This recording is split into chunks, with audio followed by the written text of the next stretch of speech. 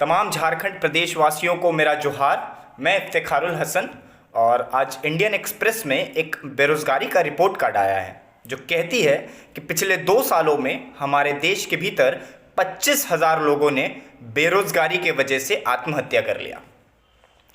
तो इस super achievement के लिए मैं मुबारकबाद पेश करूंगा उन तमाम लोगों को जो इस मुल्क के अंदर एक हिंदू राष्ट्र या एक मुस्लिम राष्ट्र की कल्पना करते हैं।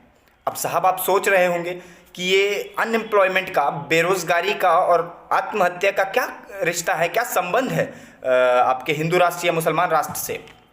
तो साहब, हम जब अपने प्रतिनिधि चुनते हैं, जब हम अपने रिप्रेजेंटेटिव चुनते हैं, जब हम अपने पॉलिटिकल रिप्रेजेंटेटिव्स चुनते हैं, तो हमारा बेसिक पैरामीटर क्या होता है? हमारा बेसिक पैरामीटर होता है कि वो हमारी कौम का हो या हमारे जाति का हो। यदि वो हमारे कौम या जाति का ना हो तो कम से कम वो हमारे कौम या जाति की बात करने वाला हो।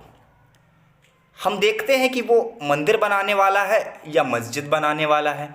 हम देखते हैं कि क्या वो हमें खान पान की आज़ादी देगा, क्या वो हमें सड़क पर नमाज या प्रार्थना करने की इजाज़त देगा। ये तो हमारे पैरामीटर्स होते हैं। और जब ऐसे लोगों को हम हिंदू और मुसलमान के नाम पर अलग अलग करके सदन में भेजते हैं, तो जब ये लोग सदन में जाकर एक पॉलिटिकल स्ट्रक्चर जो है, एक राजनीतिक ढांचा जब इस देश का बनाते हैं, तो उसका बेस, उसका जो फाउंडेशन है, वो किस चीज़ के ऊपर बेस्ड है? वो डिवाइड एंड रूल, वो हिंदू और मुसलमान के बीच जो एक नफ़रत आपने क्रिएट कर दिया, जो नफ़रत का बीज बो दिया, उसके ऊपर बेस्ड है। तो साहब, वो प्रतिनिधि वो अपने 5 साल के कार्यकाल में क्यों कोई डेवलपमेंट का काम करेगा, क्यों कोई प्रोग्रेस का काम करेगा? आप मुझे बताओ। उसको तो बस यही मतलब ना कि आपको तो हिंदू राष्ट्र चाहिए और आपको मुस्लिम राष्ट्र चाहिए, तो आप दोनों अपने अपने आइडियोलॉजी को पकड़ के चलो। एजुकेशन से किसको मतलब? शिक्षा चाहिए हमें? नहीं चाहिए। स्वास्थ्य क्या करना उसका?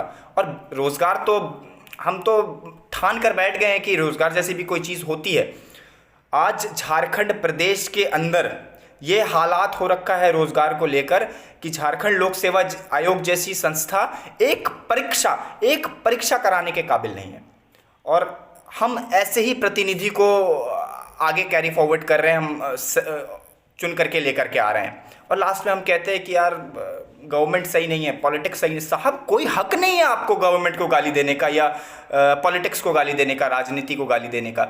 जमहूरियत ने आपको हक दिया है। कोई राजा सिस्टम नहीं चलता साहब कि फलां का बेटा ही राजा बनेगा और अपनी प्रजा पर राज करेगा। आप हो जो इस देश की जो प्रजा है, ये हम हिंदू मुसलमान, यही है जो इस देश की राजनीति के बागडोर को संभालते हैं। पर गलती हम उस वक्त करते हैं जब हम जमहूरियत में अपनी उपस्थिति दर्ज कराने जाते हैं। तब हम ये नहीं देखते हैं कि फलाना व्यक्ति जो है, फलाना प्रतिनिधि जो है, वो क्या अपने पॉलिसीज़ में एजुकेशन को इम्पोर्टेंस दे रहा है, क्या वो अपने पॉलिसीज़ में शिक्षा को इम्पोर्टेंस दे रहा है, क्या वो स्वास्थ्य व्यवस्था को इम्पोर्टेंस दे रहा है, क्या वो जो marginalise section of this society है उनके लिए भी कुछ कर सकता है। सड़क व्यवस्था हो, हॉस्पिटल की व्यवस्था हो, स्ट्रीट लाइट्स की व्यवस्था हो, सैनिटेशन की व्यवस्था हो, इस पर बात करने वाला नहीं। हम ये नहीं देखेंगे। हम देखेंगे कौन हिंदू मुसलमान की बात कर रहा है। तो साहब, जब आप ऐसे लोगों को चुनकर लाओगे तो ये जो बेस है, ये बेस आपका कमज़ोर ही होगा।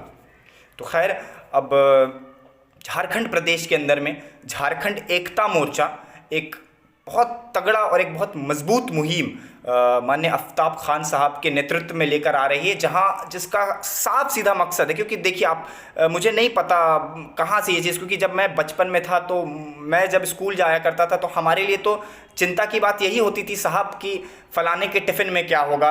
और जो मेरे मित्र, कोई भी हो, हिंदू हो मुसलमान, मुझे तो इस बात की किस बात से किसी को कोई फ़र्क ही नहीं पड़ता था उस ज़माने में कि फ़लाने के टिफ़िन में क्या होगा, फ़लाना हिंदू है या मुसलमान है। इस बात की फ़िक्र होती थी कि उसके टिफ़िन में क्या होगा, कौन भगवा गमछा पहन कर आ रहा है साहब, कौन बुर्का पहन के आ रहा है, हम नहीं देखते थे। आज क्या नफरत पैदा कर दिया हमने इस तमाम मुल्क के अंदर में। तो साहब, ज़रूरत है, अगर हम प्रोग्रेस की तरफ जाना चाहते हैं, एक अच्छे इकोनॉमिक स्ट्रक्चर, एक पॉलिटिकल स्ट्रक्चर बनाना चाहते हैं, तो हिंदू और मुसलमान से ऊपर उठना होगा। इन दो लोगों को, जो एक कहते हैं कि एक ही पेड़ के 2 फूल हैं, उनको कंबाइन करना होगा। फिर जो ये ताकत बनेगी, इस देश के अंदर जितने भी एंटी सोशल एलिमेंट्स है उसका खात्मा करेगी। और झारखंड एकता मोर्चा इसी दिशा में काम करने के लिए आगे बढ़ रही है। और मैं आप सबसे गुजारिश करूँगा आप आए और इस मुहिम के साथ जुड़े। नमस्कार।